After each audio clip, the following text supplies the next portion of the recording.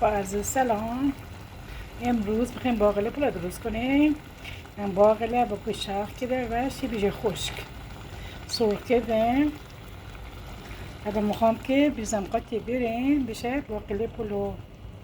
انشالله که این ویدیو که میفرستم باز خیلی خوب داشته باشه انشالله.